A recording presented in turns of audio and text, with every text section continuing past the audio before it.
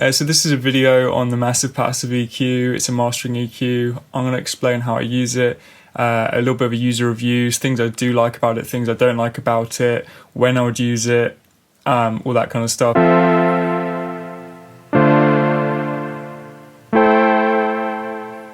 So the massive passive mastering EQ is a passive design EQ. So it's essentially like having one giant band of an EQ, even though there's 4 bands on there and a high cut, low cut. So all the 4 bands that you have on there, you can shape. They all interact with each other as well. So if you use something like a Pultec, you'll know that kind of famous Pultec low end trick. And it's similar to this in a way. So if you have a low band and you start boosting the mid band, it's going to kind of shape that low band too.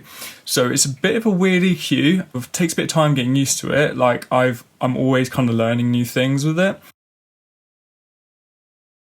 What I would do if I was going to use this on a track, I would kind of think about broad tone shaping, because I think that's where it excels. So say you get a song and you're listening to it and it's like, oh, the general highs or the general upper half of a song could come up, because it will just bring up a lot of good detail that's there in that song, a lot of good information. You can just do that really easily. If you're mastering something and suddenly you bring up half the song, it's going to feel louder, and it's pretty much always better. So you just got to be a bit careful, like when you do it, that you're either gain staging it back down or you're just realizing that that is happening.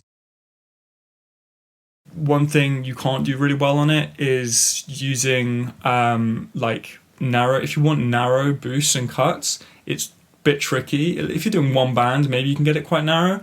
But say you're like, I want this low to come up, then I want this bit to come up, and this bit is like, good luck, because all these bands are interacting.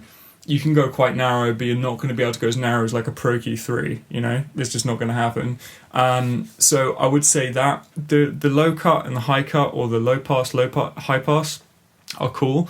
But again, they interact with the band. So like, if you set them last, it's going to sound different with a high boost. If you're doing like a high shelf boost and then you put them in, it's going to tilt that, it's going to shape that. So sometimes they work, sometimes they don't. I often just leave them out because I'm not messing with the bands that I like already, if that makes sense. But yeah, you can just keep shaping up a song until it kind of works. It's dual mono, so the left and right are independent from each other. You have to do everything twice, which is fine. But one little gripe is that sometimes, although it's stepped, sometimes if you're like looking at it not like bang on, you can sometimes misjudge like the width of the bands. So stereo can sometimes be cool if you just have one switch that you turn. You're going to get it accurate every time, but you just got to make sure that you're twisting and making sure these are matched. If you run I/O out of Logic, you can do mid-side. So you could run into this and use the left side for mid and the right side for side. Right side for side, yeah, you can use the right side for side, that makes sense.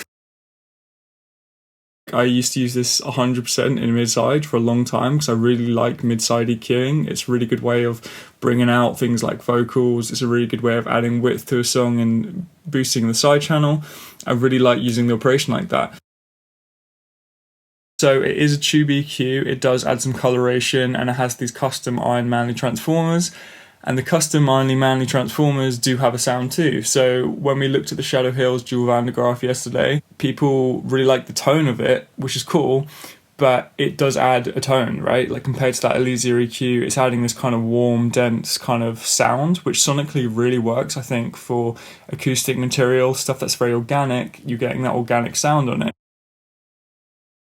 If you start working on like very fast-paced, digital, modern, clean stuff, really auto-tuned vocals, really like cutting-edge sounds, sometimes that like big analog, nice warm tone just doesn't sound appropriate. Like it makes the song feel a bit like warm and relaxed, you know? It's like, oh, that's nice to listen to, but this song isn't supposed to be nice to listen to. It's supposed to be aggressive and modern and cutting edge.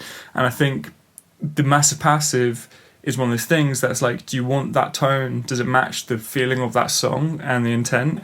So I would use it if it matches the intent. More organic stuff, it works really well. It can work on any track, but it's just like, how well do you think it works and like delivers for the artist vision? That's the only thing about it.